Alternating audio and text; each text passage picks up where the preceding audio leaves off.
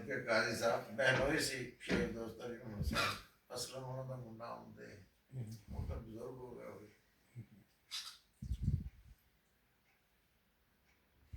ਅੱਲਾ ਮੀਆਂ ਕੋ ਤਾਂ ਸਾਰੇ ਖਜ਼ਾਨੇ ਹੈ। ਜੇ ਤੁਸੀਂ ਕਰਦੇ ਤੇ ਪੈਸੇ ਮੰਗੋਗੇ ਤੁਹਾਨੂੰ ਕਰਦੇ ਤੇ ਮਿਲ ਜਾਣਗੇ, ਜੇ ਸੂਤੇ ਮੰਗੋਗੇ ਤੁਸੀਂ ਸੂਤੇ ਮਿਲ ਜਾਣਗੇ। ਕਿਆ ਬਾਤ ਹੈ। ਤੇ ਤੁਸੀਂ ਅੱਲਾ ਮੀਆਂ ਕੋ ਆਪਣੇ ਹੀ ਮੰਗਿਆ ਕਰੋ, ਹੈਂ ਉਹਨੇ ਆਪੇ ਮਿਲ ਜਾਣਾ। ਜਿਹੜੇ ਇਸੇ ਤਰ੍ਹਾਂ ਹੀ ਬੈਂਕ ਦੇ ਵਿੱਚ ਜਿਹੜੇ ਅਕਾਊਂਟ 'ਚ ਤੁਸੀਂ ਚੈੱਕ ਦੇਣਾ ਉੱਥੋਂ ਪੈਸੇ ਮਿਲਣੇ। ਤੁਸੀਂ ਸੇਵਿੰਗ ਦਾ ਦਿਓਗੇ ਸੇਵਿੰਗ 'ਚੋਂ ਨਿਕਲਣਗੇ, ਕਰੰਟ ਦਾ ਕਿਉਂ ਕਰੰਟ 'ਚੋਂ ਨਿਕਲਣਗੇ। ਜਿਹੜੇ ਕਹਿੰਦੇ ਹਾਂਜੀ ਹੁਣ ਆ ਕਿ ਉਹ ਮਿਲਣ ਦਾ ਤਰੀਕਾਕਾਰ ਕੀ ਹੈ, ਉਹ ਇਹ ਤੁਹਾਡੇ ਵਜੂਦ 'ਚ ਸਵਾਲ ਖਤਮ ਹੋ ਜਾਏ। ਜਦੋਂ ਤੁਸੀਂ ਬੰਦਿਆਂ ਕੋਲੋਂ ਸਵਾਲ ਕਰਨਾ ਹਟ ਜਾਓਗੇ ਫਿਰ ਤੁਸੀਂ ਅੱਲਾ ਦੇ ਦਰ ਦੇ ਸਵਾਲੀ ਹੋ ਜਾਓਗੇ। ਨੂਰ ਵਾਲੇ ਨੂਰ ਦੇਖੋ ਨਾ ਕਿਤੇ ਵੀ ਕੋਈ ਕਰਕੇ ਦੇਖੇ, ਜਿਹੜਾ ਕਰਦਾ ਉਹ ਬਾਦਸ਼ਾਹ ਹੋ ਜਾਂਦਾ। ਉਹਨੂੰ ਕਿਸੇ ਨੂੰ ਕਹਿਣ ਦੀ ਲੋੜ ਨਹੀਂ, ਕਿਸੇ ਨੂੰ ਇਸ਼ਾਰਾ ਕਰਨ ਦੀ ਲੋੜ ਨਹੀਂ। ਤੇ ਜੁਮਲਾ ਬਾਬਾ ਜੀ ਦਾ ਇੱਕੋ ਹੀ ਹੈ ਪਿੱਛੇ, ਤੇ ਖਰਚੀ ਜਵਾਈ ਦਾ ਹੈ। ਮੈਂ ਸੈਲਫ ਪ੍ਰੇਜ਼ ਤੋਂ ਮਾਫ ਕਰੇ, ਕਦੀ ਕਦੀ ਮੈਨੂੰ ਇਹ ਅਹਿਸਾਸ ਹੁੰਦਾ ਹੈ ਕਿ ਬਾਬਾ ਜੀ ਕੋ ਦਸਤੇ ਗਏ ਜਿਹੜਾ ਸੀ ਸਾਰੇ ਤਾਕੀ ਜਾਂ ਪੈਸੇ ਨਹੀਂ ਹੋਣਗੇ ਕਿਸੇ ਪਾਸੇ ਆ ਜਾਣ।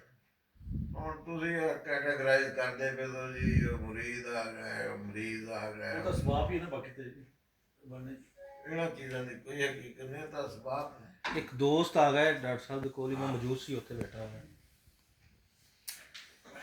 ਉਹਨਾਂ ਨੇ ਸਵਾਲ ਕੀਤਾ ਡਾਕਟਰ ਸਾਹਿਬ ਨੂੰ ਆ ਕੇ ਕਿ ਇਹ ਉਹਨਾਂ ਦਾ ਫੈਜ਼ਾਨ ਹੈ ਬਾਬਾ ਜੀ ਦੀ ਨਜ਼ਰ। ਤਵੱਕਲ ਕੀ ਹੈ? ਤੇ ਡਾਕਟਰ ਸਾਹਿਬ ਫਰਮਾਉਣ ਲੱਗੇ, ਕਹਿੰਦਾ ਬਾਬਾ ਜੀ ਕੋ ਮੁਵੱਕਲ ਸੀ। ਮੈਂ ਕਿਹਾ ਬਾਬਾ ਜੀ ਕੋ ਤਵੱਕਲ ਸੀ, ਉਹ ਮੁਵੱਕਲ ਨੂੰ ਵੱਡਾ। ਉਹ ਫਰਮਾਉਣ ਲੱਗੇ, ਉਹਨਾਂ ਨੇ ਸਵਾਲ ਕੀਤਾ ਡਾਕਟਰ ਸਾਹਿਬ ਨੂੰ ਕਿ ਡਾਕਟਰ ਸਾਹਿਬ ਤਵੱਕਲ ਕੀ ਚੀਜ਼ ਹੈ? ਔਰ ਮੇਰਾ ਖਿਆਲ ਹੈ ਉਹ ਪ੍ਰੋਫੈਸਰ ਸਾਹਿਬ ਹੀ ਸਨ, ਉਹ APS ਦੇ ਪ੍ਰੋਫੈਸਰ ਸਾਹਿਬ ਸਨ। ਡਾਕਟਰ ਸਾਹਿਬ ਕਹਿੰਦੇ ਜੀ ਤਵੱਕਲ ਸੁਣਨੀ ਹੈ ਕਿ ਤਵੱਕਲ ਦੇਖਣੀ ਹੈ? ਉਹ ਕਹਿੰਦੇ ਜੀ ਕਿ ਤਵੱਕਲ ਨਜ਼ਰ ਵੀ ਆ ਜਾਂਦੀ ਹੈ। ਕਹਿੰਦੇ ਬਿਲਕੁਲ ਨਜ਼ਰ ਆ ਜਾਂਦੀ ਹੈ। ਮੌਲਵੀ ਹਜ਼ਰਾਤ ਸਨ ਉਹ ਵੀ। ਬਾਬਾ ਜੀ ਕਹਿੰਦੇ ਤਵੱਕਲ ਦੀ ਗੱਲ ਹੀ ਸੁਣਨੇ, ਤਵੱਕਲ ਦਿਖਾਈਏ। ਕਹਿੰਦੇ ਨਜ਼ਰ ਆ ਜਾਂਦਾ ਸੀ। ਕਹਿੰਦੇ ਆ ਬਾਬਾ ਜੀ ਕੋ ਜੋ ਕੁਛ ਕੱਢ ਕੇ ਬਾਹਰ ਰੱਖ ਦਿਓ, ਕਿ ਤੁਹਾਡੇ ਕੋਲ ਜੋ ਕੁਛ ਹੋ ਵੀ ਰੱਖ ਕੇ ਹੁਣੇ ਕਿਸਮ ਦੇ ਦਿੰਦੇ। ਡਾਕਟਰ ਸਾਹਿਬ ਨੇ ਪਰਸ ਚੋਂ ਪੈਸੇ ਕੱਢੇ ਜੀ। ਡਾਕਟਰ ਸਾਹਿਬ ਕਹਿੰਦੇ ਲਓ ਜੀ ਤਵੱਕਲ ਇਹ ਹੈ ਕਿ ਤੁਹਾਨੂੰ ਆਪਣੇ ਪੈਸੇ ਨਹੀਂ ਦਿਵਾਉਣੀ ਹੈ। ਡਾਕਟਰ ਸਾਹਿਬ ਕਹਿੰਦੇ ਜੀ ਉਹ ਪੈਸੇ ਜੋ ਹੈ ਰੱਖਤੇ ਤੇ ਉਹ ਨਾ ਕੋਈ ਆ ਰਿਹਾ ਤੇ ਤਕਸੀਮ ਕਰੀ ਜਾ ਰਿਹਾ। ਤੁਸੀਂ ਬੈਂਕ ਕਾਲੇ ਗਏ ਤੇ ਤਾਂ ਤੁਸੀਂ ਤਵੱਕਲ ਲੱਭਦੇ ਫਿਰ। ਜੇਬਾਂ ਖਾਲੀ ਹੋ ਗਈਆਂ ਤੇ ਆਪ ਮੇਰਾ ਹੀ ਝੂਠ ਹੈ। 1:30 ਵਜ ਗਿਆ। ਲੋਕ ਆਪ ਨੇ ਕਿਹਾ ਜੀ ਕਿ ਲਓ ਦੁਪਹਿਰ ਦਾ ਖਾਣੇ ਦਾ ਟਾਈਮ ਹੋ ਗਿਆ ਤੇ ਰੋਟੀਆਂ ਮੰਗਵਾਉਣੀਆਂ। ਤੇ ਹੁਣ ਰੋਟੀਆਂ ਦੇ ਪੈਸੇ ਆਉਣੇ ਆ ਤੇ ਰੋਟੀ ਲੱਭਣੀ ਹੈ। ਖਾਣੇ ਤੇ ਬੈਠੇ ਤੇ ਸਿੱਧਾ ਸਾ ਮਸਲਾ ਵੀ ਮਖਲੂਕ ਖੁਦਾ ਦੀ ਹੈ, ਉਰਸ ਬਾਬਾ ਜੀ ਦਾ।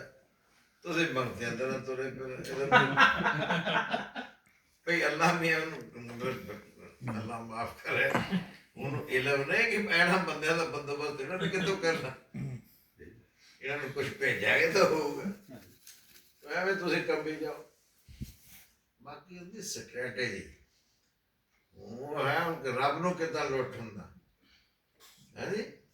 ਮੈਂ ਤਾਂ ਯਾਰ ਤੁਹਾਨੂੰ ਰੱਬ ਨੂੰ ਲੁੱਟਣਾ ਹੈ ਜੀ। ਉਹ ਇਸ ਤਰ੍ਹਾਂ ਹੈ, ਉਹ 3 ਪੱਤੀਆਂ ਲਾ ਕੇ ਬੈਠਾ ਹੁੰਦਾ ਬੰਦਾ ਜਵਾਰੀ ਨਮੈਸ਼, वो एक आवाज लगा रहा होता, लगाने वाले को मिलेगा देखने वाले को नहीं। तो बेटा भोला ने भी तुसी अपने पैसे खर्च ना करो तो तुहानू लोकी फड़ाउण लग पैण, माफ रखना पहले ना कम दीन दा होवे या दुनिया दा पहले लाउणा हकीकत फेरी वाजे होती है। ਫਿਰ ਜੀ ਉਹਨੇ ਕਿ ਰੋਟੀਆਂ हाँ ਅੱਛਾ ਫਿਰ ਉਹਨਾਂ ਨੇ ਨਹੀਂ ਕਿਹਾ ਅੱਛਾ ਡਾਕਟਰ ਸਾਹਿਬ ਨੇ ਕਿਹਾ ਕਿ ਹੁਣ ਰੋਟੀਆਂ ਦਾ ਵਕਤ ਹੋ ਗਿਆ, ਤੇ ਹੁਣ ਸਰਕਾਰ ਰੋਟੀ ਉਦੋਂ ਲੱਭਣੀ ਆ ਜਦੋਂ ਰੋਟੀਆਂ ਦੇ ਪੈਸੇ ਆਏ। 5 7 10 ਮਿੰਟ ਗੁਜ਼ਰੇ, ਡੇਰਾ ਬਾਹਰ ਤਾਂ ਤੁਸੀਂ ਚੱਲ ਜਾਓ, ਤੁਹਾਨੂੰ ਕੋਈ ਨਾ ਪੁੱਛੇ, ਬਾਹਰੋਂ ਨੂੰ ਤੁਹਾਨੂੰ ਰੋਟੀ ਫੜਾ ਦੇ। ਕਿਉਂ? ਉਹਨਾਂ ਦਾ ਐਡਾ ਵੱਡਾ ਜ਼ਿੰਦਗੀ ਦਾ ਸਪੈਨ ਹੈ। ਆਪ ਕਈ ਦਫਾ ਦੇਖੋ, ਰੋਜ਼ ਕਈ ਦਫਾ ਇਸ ਤਰ੍ਹਾਂ ਸਿਸਟਮ ਹੁੰਦਾ ਯਾਰ, ਮਹਿਮਾਨ ਆ ਗਏ, ਕੋਈ ਮੇਰਾ ਮਤਲਬ ਯਾਰ ਕੋਈ ਸਾਲ ਅੱਛਾ ਹੋ, ਤਬੀਅਤ ਹੁੰਦੀ ਨਾ ਬਾਹਰ ਆ ਜਾਏ। ਉਹ ਇਹਦੇ ਭਾਈ ਆ ਗਏ, 2 ਭੈਣਾਂ ਆ ਗਈਆਂ, ਨਾਲ ਨੂੰ ਸਾਲ ਨੇ ਬਣਿਆ ਸਬਜ਼ੀ ਕੋਈ। ਮੈਂ ਕਿਹਾ ਯਾਰ ਬਗੈਰ ਦੱਸਿਆ ਆ ਗਏ, ਉਹਨੂੰ ਖਾਣਾ ਖਿਲਾ ਕੇ ਭੇਜਣਾ। ਉਹ ਡਾਕਟਰ ਇਹਨਾਂ ਬੜਾ ਚਿਕਨ ਬਣਵਾ ਕੇ ਲਿਆ, ਉਹ ਡਾਕਟਰ ਨੇ ਕਹਿੰਦਾ ਉਹ ਬਾਕੀ ਜਿਹੜਾ ਸਾਲਣ ਵਜੇ ਮੈਂ ਚਲੋ